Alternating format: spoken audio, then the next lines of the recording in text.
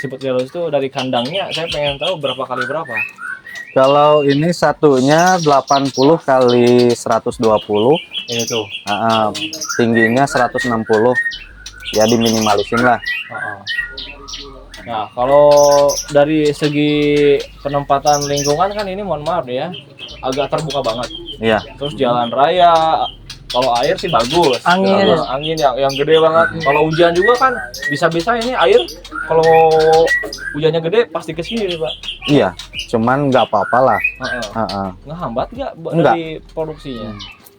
Kata saya mah enggak, karena kan kalau murai itu asli di alam ya. Jadi saya bikinnya semi alam gitu. Oh iya benar.